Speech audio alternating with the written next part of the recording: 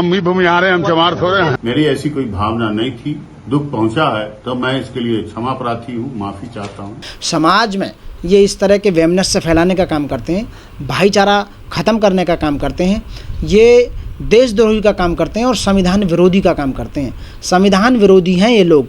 इन लोगों के खिलाफ में SC/ST एक्ट में मुकदमा दर्ज कर इन्हें तुरंत जेल भेजने का काम किया जाए सरकारों के द्वारा। लेकिन मुझे लगता है कि हमारी जो जुडिशरी है वो भी सू मोटो लेने में बहुत पीछे रह चुकी है, वरना इन लोगों को इन ज़्यादा टाइम नहीं देना चाहिए। यदि सरकारें इनको प्रोटेक्शन देती हैं तो जो सुप्रीम है, यानी कि जो जुडिशरी सुप्रीम है भारत में, उनको अपना सू मोटो लेना चाहिए और सू मोटो लेने के बाद में इनको जेल भेजने का काम करना चाहिए। क्या है कि जो मनुवादी लोग हैं उनकी सोच आज भी सुधरी नहीं। 100 साल या 75 साल देश को आज़ाद होने जा रहे हैं। भारत के संविधान की वजह से लोग बोलना सीखते, उन्हें इलेक्शन लड़ना सिखाया।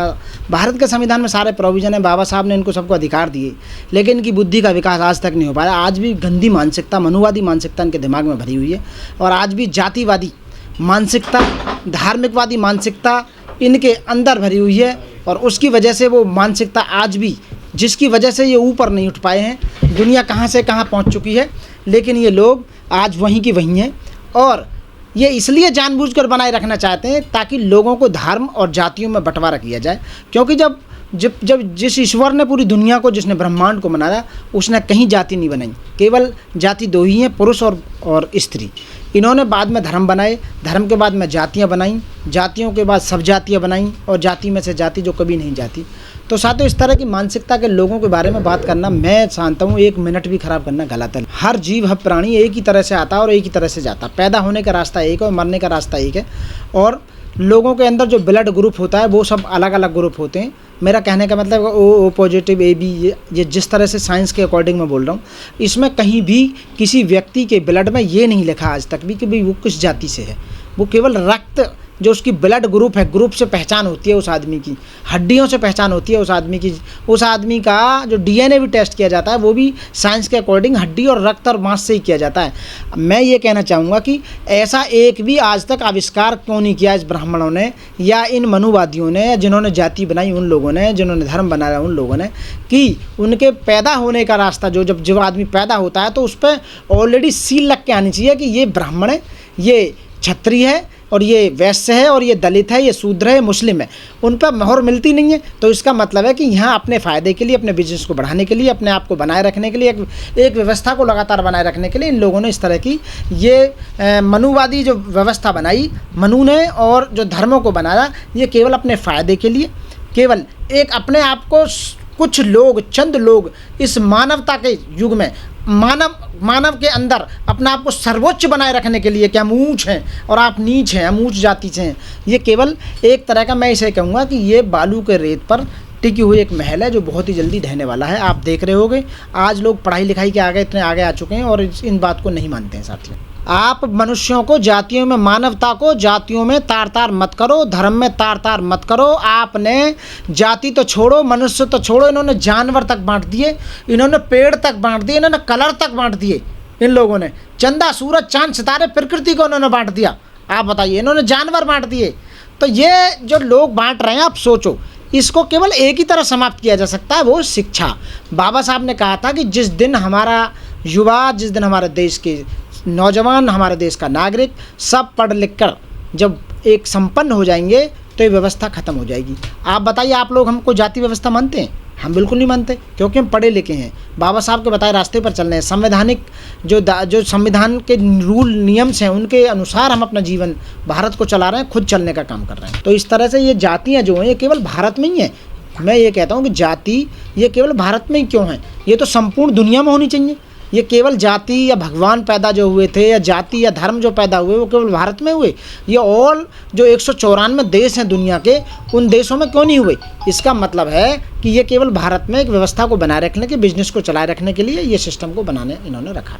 मैं केवल एक ही बात कहूँगा, इस समय जो दौर चल रहा है ये केवल चुनाव का मामला चल रहा है। 2024 में लोकसभा चुनाव चल रहा है। लोकसभा चुनाव के दौरान में लोग अनाप शनाप बातें, एक दूसरे पर आरोप लगाना, एक दूसरे के देवताओं के बारे में कहना, पिछले कामों के बारे में कहना, धर्म के बारे में कहना, जातिवादी मानसिकता के बारे में कहना, डॉक्टर अम्बेडकर के बारे में कहना। मैं ये कहूँगा इन बातों से हटकर कि जो अप्रैल का महीना चल रहा है, डॉक्टर भीमराव अम्बेडकर के जन्मदिन का महीना चल रहा है। 14 अप्रैल आ रही है, बाबा साहब का जन्मदिन आ रहा है। साथियों, बड़ी धूमधाम से देश में बाबा बाबा साहब की जयंती मनाई जाए। बाबा साहब के आदर्श, जो बाबा साहब ने आदर्श जो जीवन को बताया, उन रास्तों पर जो बाबा साहब रास्ता दे के गए, हमें रास्ता दिखा के गए, उन रास्तों पर चलना चाहिए। जो मनुष्य बुद्धि रखते हुए भी यदि आज भी धर्म और जाति, छुआछूत मानसिकता, भाईचारा को बिगाड़ने का काम करता है, इसका मतलब है कि कहीं ना कहीं उस आदमी को दूसरी जगह से फ़ायदा हो रहा है और उस व्यवस्था को बनाए रखने के लिए उसे पैसा दिया जा रहा है, उसे पद दिया जा रहा है, उसे पावर दी जा रही है, जिसको वो बनाए रखने के लिए ऐसी बात कर रहा है। अब मैं ये कहूँगा केवल कि आप आने वाला समय है, चुनाव आ रहा है, बहन कुमारी मायावती जी जो हमारी पार्टी की मुखिया हैं, बहुजन समाज पार्टी, वो लोगों को टिकट बांटने का काम कर रही हैं। दिल्ली में भी, मैं दिल्ली में रहता हूँ, दिल्ली के बारे में बताऊँगा। दिल्ली में 7 लोकसभा सीट हैं और 7 लोकसभा सीटों पर लोगों ने अपने अपने फॉर्म जमा कर दिए हैं। लोग लाइन में लगे हुए हैं। बहन जी का आशीर्वाद से जिन जिन लोगों को टिकट मिलेगा उनका कंधा से कंधा मिलाकर बहन जी का साथ दें, उन लोगों का साथ दें, उन्हें वोट दें और बहुमूल्य वोट देकर उन्हें विजयी बनाएं। हम जहां जिस लोकसभा में मैं रहता हूं वो लोकसभा पूर्वी दिल्ली की लोकसभा कहलाती है। इसमें जो लोग खड़े हुए हैं, जो लाइन में लगे हुए हैं, सबसे पहले हमारे राजेंद्र पाल एडवोकेट हैं, हमारे भाई, हमारे साथी हैं, हमारे करकरडुमा कोर्ट में एडवोकेट हैं, काफ़ी सामाजिक व्यक्ति हैं और बढ़ चढ़कर हर सामाजिक एक्टिविटी में हमेशा भाग लेते चले आए हैं। पिछले 25 सालों से मैं भी जानता हूं, बल्कि मेरे से तो सीनियर है, पिछले 30 साल 35 साल से प्रैक्टिस में हैं। और जो आज तक इन्होंने काम किया है वकीलों के वेलफेयर के लिए, समाज के वेलफेयर के लिए बढ़िया काम किया है। तो मैं इस लोकसभा के लोगों से हाथ जोड़कर प्रार्थना करता हूं, यदि भाई साहब को टिकट मिलता है बहुजन समाज पार्टी से, हमारी बहन जी का आशीर्वाद प्राप्त होता है, अभी रिसेंटली बहुत जल्दी पता लग जाएगा, लाइन में लगे हुए हैं, तो भाई साहब को बहुमूल्य वोट देकर आप बिल्कुल विजयी बनाएं और बहन जी के कंधों को मजबूत करें। क्योंकि ऐसे प्रत्याशी, मैं कह रहा हूँ, कितने सालों के बाद में कोई ऐसे प्रत्याशी मिलते हैं मुझे, ईमानदार छवि के प्रत्याशी हैं जो कुछ करना चाहते हैं। बाबा साहब और बहुजन समाज पार्टी या के द्वारा आदर्श जितने भी हमारे नियम बनाए गए हैं, जो हमारे महापुरुष हैं, महापुरुषों के जो विचार हैं, उन पर चलने वाली पार्टी है, तो उनको ये सजोए हुए हैं अपने मन में। और भाई साहब की तरफ से मैं कहना चाहूँगा कि आप इन्हें विजयी बनाएं और आने वाले समय में पूरी कोशिश है कि हाँ, शायद भाई साहब को यहाँ से टिकट मिले। और पूर्वी दिल्ली संसदीय क्षेत्र से आवेदन किया है।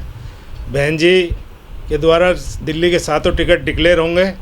अगर मुझे टिकट दी जाती है तो मैं पूरी ताकत से यहाँ ये चुनाव लड़ूंगा और बहुजन समाज पार्टी के लिए कार्य करूंगा। बहुजन समाज पार्टी एक नेशनल पार्टी है। मेरा एक बहुत लंबा सफ़र रहा है। मैं 1987-88 में श्यामलाल कॉलेज में छात्र संघ में सेक्रेटरी के पद पर रहा हूँ। मैं एक बैंक में डायरेक्टर के पद पर रहा हूँ और मैंने कड़कड़डूमा कोर्ट में प्रेसिडेंट का चुनाव लड़ा है, बार काउंसिल ऑफ दिल्ली का चुनाव लड़ा है। जो भारतीय जनता पार्टी और आम आदमी पार्टी कांग्रेस के अलायंस ने कैंडिडेट डिक्लेयर किए हैं, ये दोनों कैंडिडेट मेरिट के सामने, मेरे सामने कहीं नहीं टिकते हैं। आपकी लड़ाई आम आदमी पार्टी से है या बीजेपी से? ये पूर्वी दिल्ली संसदीय क्षेत्र, यहाँ से मान्यवर काशीराम साहब ने चुनाव लड़ा था। मैं उनके प्रतिनिधि के रूप में इस सीट को संसद में पहुँचाना चाहता हूँ।